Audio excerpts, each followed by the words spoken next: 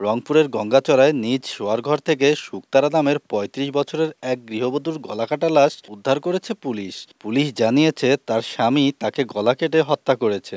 মঙ্গলবার বিকেলে গঙ্গাচড়া উপজেলার আলমবিদিতর ইউনিয়নের ব্রহ্মোত্তর বালাপাড়ায় নিজ বাড়ি থেকে তার লাশ উদ্ধার করে পুলিশ। ঘটনাস্থল পরিদর্শন এবং প্রাথমিক তদন্তের উদ্ধৃতি দিয়ে পুলিশ জানায়, নিজ বাড়ির শোয়ারঘর থেকেই ওই গৃহবধূর লাশ উদ্ধার করা হয়। লাশটি ছিল গলাকাটা। ঘটনাস্থলে আলামত জব্দ এবং সুরতহাল প্রতিবেদন তৈরি করে লাশ বিকেলে মর্গে পাঠানো হয়েছে। পুলিশ বলছে, গৃহবধূর স্বামী রাহাত হোসেন বল্টু একজন নেশাখোর। স্ত্রীকে গলা কেটে হত্যা করে পালিয়ে গেছে সে। তাদের অপূর্ব নামের এক পুত্র সন্তান রয়েছে।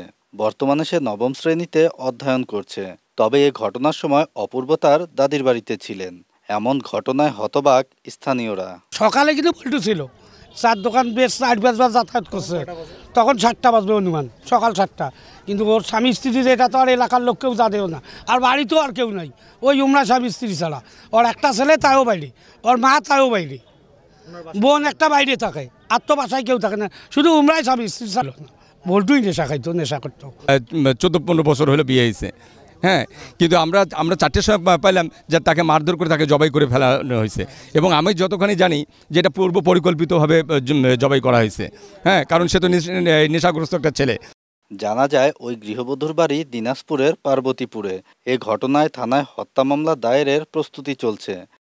প্রাথমিকভাবে সন্দেহ করা হয়েছিল যে সে আত্মহত্যা করেছিল বা মার্ডার হয়েছে, দুই ধরনের কথাই ছিল। তখন আমরা আমাদের থানা পুলিশের যখন টিম পাঠানোর পর তার শরীরে যে আঘাতের চিহ্নগুলো, গলার মধ্যে ভোঁতা চাকু চালানোর মতো চিহ্ন, এগুলো দেখে আমরা মোটামুটিভাবে নিশ্চিত হয়েছি যে এটা একটা মার্ডারের ঘটনা। তো মার্ডারের ঘটনা সেহেতু আমরা পরিবারকে প্রথম খুঁজি যে কারা আছে না আছে। তো আমরা সেখানে তার হাজব্যান্ড, তাকে আমরা নিখোঁজ পাই এবং তার ফোনও বন্ধ পাই। ইন দ্য মিন টাইম তার ছেলে তার ফুপুর বাড়িতে বেড়াতে গিয়েছিল তার দাদি সহ।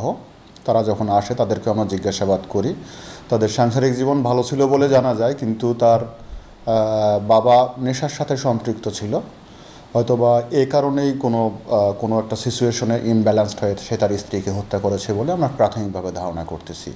যেহেতু তাকে আমরা পাইনি, তাকে আমরা যখন আইনের আওতায় নিয়ে আসতে পারবো,